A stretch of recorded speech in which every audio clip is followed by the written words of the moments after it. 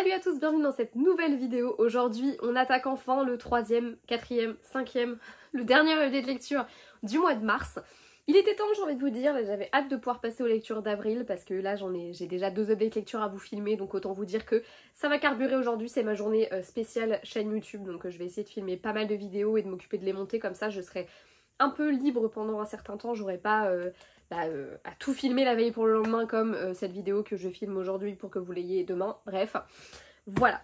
Dans cette update lecture assez éclectique puisqu'on va parler d'un roman graphique, d'un thriller, d'une romance, donc voilà, il y en a un petit peu pour tous les goûts et on commence tout de suite avec le roman graphique Petits gestes et grandes actions qui est édité chez Le Duc, et je ne vais pas vous faire l'affront d'essayer de me rappeler de tous les noms des auteurs puisqu'il s'agit d'une anthologie, d'une BD en fait qui a été créée par plusieurs artistes de bande dessinée. Chacun va avoir écrit, dessiné, scénarisé une histoire qui va avoir pour thématique l'écologie, j'ai envie de dire, on va dire de manière très générale, notamment principalement le réchauffement climatique, la pollution, etc. Donc c'est une œuvre écologique et que je trouve hyper importante. Je l'ai reçue par les éditions Le Duc dans le cadre du travail et je l'ai ramenée chez moi et je crois que le lendemain je l'avais lue parce que j'avoue qu'elle m'intriguait pas mal. J'aimais particulièrement l'idée d'une bande dessinée qui du coup était un peu comme un recueil de nouvelles en fait, avec tout simplement une histoire à chaque fois. Et surtout cette espèce de thématique générale qui permettait aux auteurs de pouvoir nous raconter l'histoire qu'ils avaient envie de nous raconter sur cette thématique. Bon là en l'occurrence du coup c'est l'écologie et chacun des auteurs, dessinateurs, je vais dire auteurs de manière générale mais vous voyez de quoi je veux parler, hein, on parle vraiment d'un artiste de bande dessinée. Chacun va avoir vraiment écrit une histoire sur cette thématique là. Il y a un peu de tout et c'est ça qui est hyper intéressant et qui fonctionne très bien dans cette BD.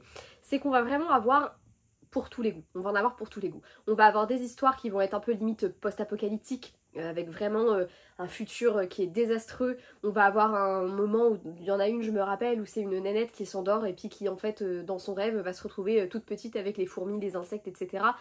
Et qui du coup quand elle va se réveiller, elle va prendre soin de bien enlever tous les trucs qu'elle a pu laisser quand elle s'est endormie par terre, quand elle a fait son pique-nique, tout ça.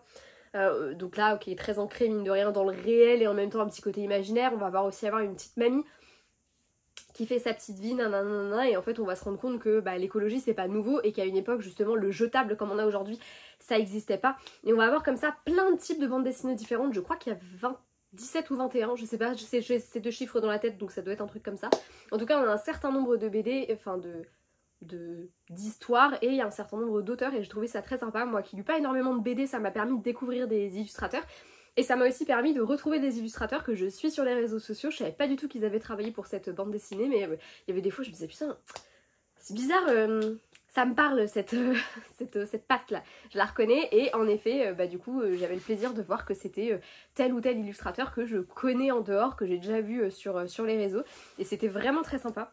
Franchement c'est un format qui est hyper cool, ça vous permet d'avoir vraiment une très grande vision des choses, mais aussi du coup de découvrir des auteurs de BD, des illustrateurs que vous ne connaissez peut-être pas, et ça c'est plutôt sympa aussi. Accessoirement je trouve que ce sont des thématiques qui sont hyper importantes à aborder, plus que jamais aujourd'hui, et je trouve que le fait d'avoir plusieurs façons de l'aborder, il y a forcément une histoire qui va vous toucher plus qu'une autre et qui va faire tilt dans votre esprit. Voilà, donc franchement très bonne idée des éditions Le Duc, très bonne idée de tous ces illustrateurs et auteurs et tout ce que vous voulez qui se sont réunis pour créer cette anthologie. Je trouve que c'était vraiment une très bonne idée et je vous invite vraiment à découvrir Petits gestes et grandes actions. Je viens seulement de capter que le titre je le connaissais pas jusque là quoi.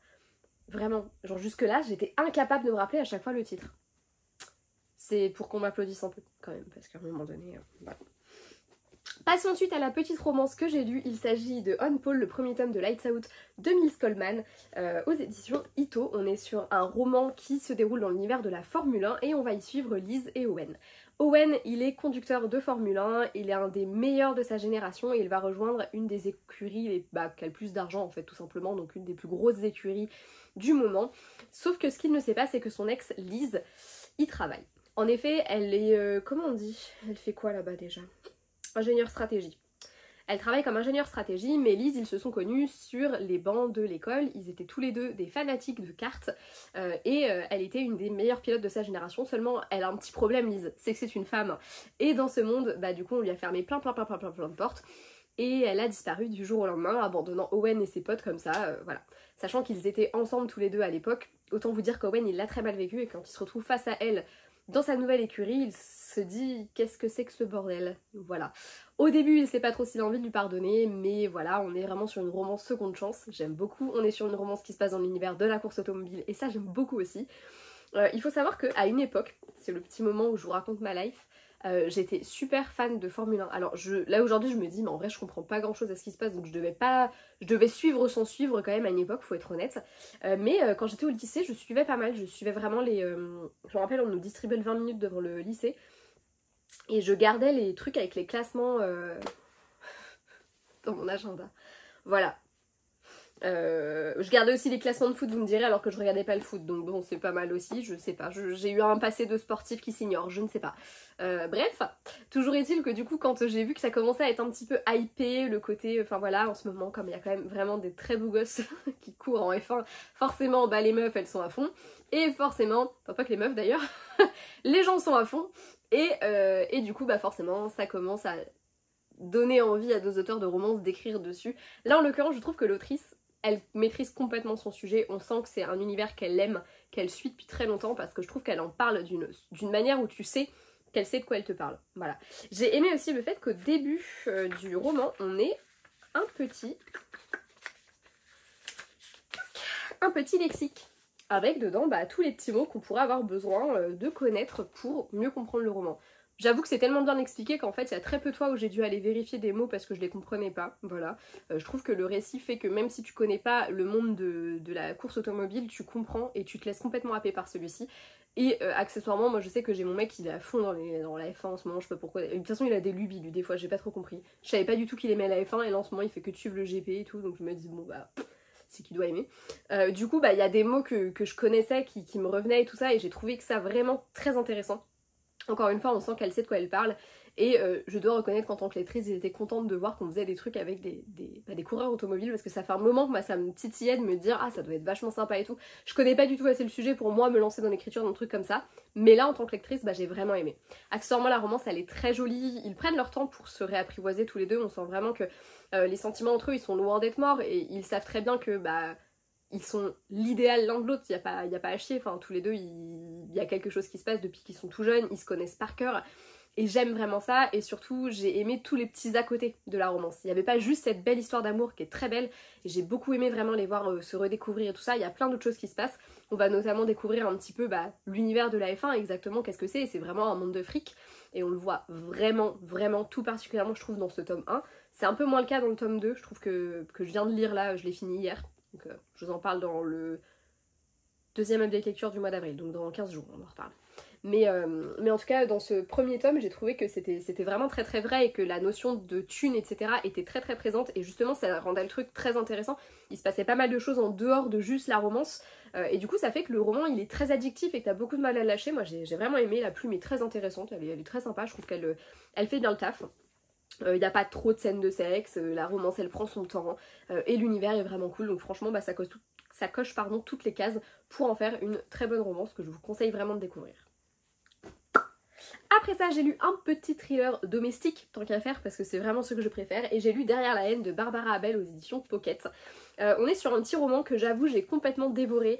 J'avais un peu dans l'idée de le faire terminer mon mois et bah, c'est ce qu'il a fait hein, puisque c'est ma dernière lecture du mois d'avril, même si j'avoue que je l'ai lu tellement vite qu'il me restait toute une journée où je me disais mais qu'est-ce que je vais lire, parce que du coup j'étais perdue quoi, j'étais un peu en mode qu'est-ce que je fais, est-ce que je commence à attaquer ma pile à lire du mois d'avril, est-ce que j'essaye de lire un autre bouquin entre temps, vous aurez la réponse dans la petite lecture suivante du coup, mais j'étais tellement à fond dedans que je n'arrivais pas à le lâcher et que je l'ai lu super vite. Dans ce roman, on va suivre deux couples qui sont voisins et qui sont devenus par la force des choses amis. Donc on a d'un côté Tiffany et Sylvain et de l'autre Laetitia et David. Oui, je lis les noms parce que vous le savez, je suis mauvaise avec ça. Ils sont donc voisins depuis des années, ils ont sympathisé au point qu'aujourd'hui ils ont tous les deux des enfants, enfin les deux couples ont des enfants et du coup bah les gamins grandissent ensemble, ils sont aussi proches que deux frères, deux cousins éventuellement si vraiment on veut être un peu plus voilà. Mais on a vraiment voilà une véritable symbiose dans cette espèce de grande famille qui forme tous ensemble jusqu'au jour où un drame survient et où une brisure va avoir lieu. Et entre la paranoïa, la haine, la rancœur, la douleur, et ben tout va exploser dans ce petit groupe d'amis. Je ne savais pas du tout où partait ce roman quand je l'ai commencé. J'avais compris qu'il se passait un drame, ok, ça c'est acté. J'avais plus ou moins compris ce qu'était le drame parce qu'honnêtement tu te doutes bien que potentiellement ça a un lien avec tout ça, d'autant plus que le prologue je crois ou le premier chapitre, je crois que c'est un prologue, oui, enfin il ne s'appelle pas prologue mais les premières pages te plongent directement dans le, on va dire le présent, et après on retourne en arrière pour essayer de comprendre comment l'amitié s'est formée entre ces protagonistes, tout ça et comment est-ce qu'on en est arrivé là aujourd'hui. Du coup avec l'ouverture tu comprends forcément que voilà, il a pu se passer un truc et tu l'as en tête tout de suite ce qui a pu se passer, et voilà, j'ai pas été surprise de ce drame, même si il m'a vraiment fait de la peine. Je m'attendais à ce que ce soit ça. Par contre, je ne m'attendais à rien de ce qui se passait après. Je suis complètement ressortie bouleversée de ce récit, et si je trouve que la fin est un peu rapide, je trouve qu'on passe assez rapidement sur certains détails que j'aurais peut-être aimé être plus approfondis, bah du coup l'autrice nous répond dans une suite qu'elle a écrite. Donc je me dis bon, ok, si tu t'arrêtes à ça, ça va.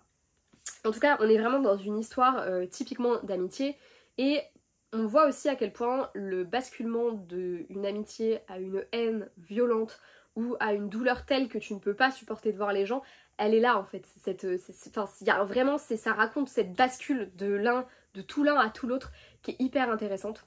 Je trouve que la façon dont est décrit le drame, l'après, le deuil, le fait d'avancer, c'est très pénible mais c'est très très bien fait. Je trouve que globalement c'est assez touchant. Mais je trouve aussi que l'auteur, enfin l'autrice du coup en l'occurrence, va vraiment prendre un certain recul par rapport à ses personnages. Et du coup quand tu vois ce qui se passe, tu comprends pourquoi est-ce qu'elle prend cette espèce de recul, ces espèces de pincettes quand elle parle de ses personnages, et je trouve que c'est brillant. Parce que d'un bout à l'autre tu ne sais pas vraiment ce qu'ils ont dans le crâne et ce qui va arriver à la fin du bouquin, et t'es bluffé à la fin où tu te dis waouh. Et en même temps il y a une petite part de toi qui peut pas s'empêcher de se dire ok j'ai de la peine pour cette personne mais il y a un truc qui me revient pas. Et du coup bah c'est hyper... voilà, tu sais pas à qui il faut que tu te fies ou pas. L'autrice fait en sorte de nous rendre ces personnages tour à tour pas crédibles dans leur manière de te raconter les choses, ce qui fait qu'en fait tu sais plus trop à quel saint te vouer, tu ne sais plus qui sont les gentils des méchants, et en même temps est-ce qu'il y a vraiment des gentils et des méchants, tu vois, c'est un petit peu ça. Et je trouve que ça raconte très très bien la façon dont un drame dans une vie ça va te changer du tout au tout, et ça va te rendre capable de faire des choses que tu n'aurais jamais fait en temps normal. Voilà, ça peut aussi complètement bouleverser tes relations avec les gens, et je trouve que ce récit le raconte à la perfection. Et pour moi du coup c'est vraiment un très très bon thriller que j'ai beaucoup aimé. J'ai été complètement bluffée par la fin parce que j'avais beau avoir des indices et il y avait des choses où je commençais à additionner A plus B, je savais pas exactement jusqu'où les personnages allaient aller, jusqu'où l'histoire allait aller, et du coup bah franchement je m'attendais pas du tout à ça et je suis complètement bluffée. C'est un très bon thriller, c'était mon premier Barbara Abel et laissez-moi vous dire que ça ne sera pas le dernier. Voilà. J'espère que cette vidéo vous aura plu et vous avoir donné envie de découvrir ces romans. Je vous avoue que ça commence à faire un petit peu de temps que je les ai lus, donc je suis peut-être un peu moins au fait de ce que j'ai envie de vous en dire. J'espère malgré tout que cette vidéo vous aura plu. Je vous fais de très gros bisous et je vous dis à bientôt dans une prochaine vidéo. Ciao!